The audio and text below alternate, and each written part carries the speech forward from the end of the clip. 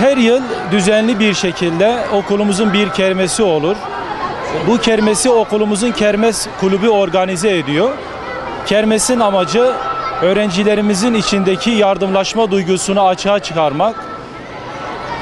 Herkesin sadece kendisinden değil, yandaki arkadaşından da sorumlu olduğu hissini ortaya çıkarmaktır.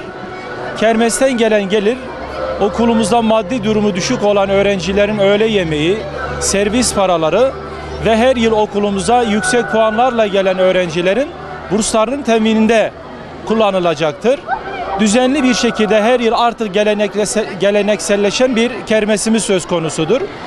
Yiyecekler tamamıyla öğrencilerimizin ve velilerin gönül rızasıyla hazırlamış oldukları ikramlardan oluşuyor. Bütün Siirt halkımız kermese davetlidir. Biz kermesimizi sosyal medya aracılığıyla bütün Siirt halkına duyurduk. Öyle tahmin ediyorum ilerleyen saatlerde Siirt halkımızdan da müsait olanlar kermese iştirak edecekler. Bu konuda Siirt halkımız da hassasiyet sahibi. İş, yardımlaşma, infak olunca onlar da bu konuda geri kalmıyorlar ve her türlü bu tür programlarımıza iştirak ediyorlar. Bu vesileyle bütün öğrencilerimizi tebrik ediyorum, velilerimize teşekkür ediyorum ve kermesimize iştirak ederek öğrencilerimizin getirmiş olduğu yiyecekleri alıp bu şekilde katkıda bulunan Siirt halkımıza da çok teşekkür ediyorum. Size de çok teşekkür ediyoruz. İhtiyaç sahiplerine yardım etmek amacıyla düzenlendi. Burada olanların hiçbir dışarıdan alınmadı. Hepsi kendi arkadaşlarımızın yaptığı şeyler. Allah rızası için burada yapıyoruz. Güzel bir şey için toplandık.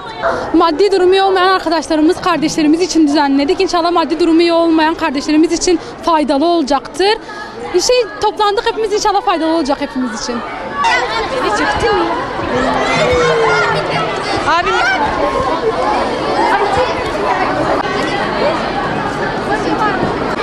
Hayırdır bacım? Selamun aleyküm.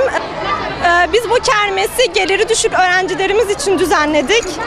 Gerçekten Allah rızası için yapıyoruz. Yani herkesi bekliyoruz. Tabii maddi geliri düşük öğrencilerimiz var. Yani genel olarak her yerde var. Keşke yüreğimiz o kadar istiyoruz ki tüm öğrencilerimize elimizi uzatabilsek ama ne yazık ki böyle elimizden geldiğince bu şekilde yapabiliyoruz. Keşke herkes bu tür kermesler yapsa, tüm okullar. Tabii biz elimizden geldiğince nacizane birkaç bir şey yaptık. İnşallah çok yüksek bir gelir para elde edip öğrencilerimize destek sağlayabiliriz.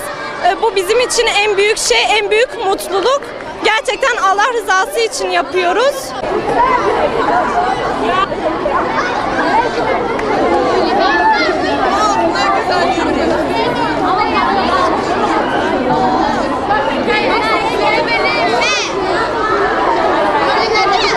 Bu okula yerleştim öğrenci olarak bu sene. Bu okulumuzun düzenlenmiş olduğu kermese herkes davetli oldu ve bu yardımcı olan arkadaşlarımız, yemek yapan arkadaşlarımızdan herkesten Allah razı olsun. Bu kermesi yapma amacımız kimsesiz olan arkadaşlarımız okulda veya bu okula yüksek puanla gelen arkadaşlarımız için yapılacak burs paraları ve bazı arkadaşlarımız okul kıyafeti alamıyor. Onlar için vereceğiz bu paraları.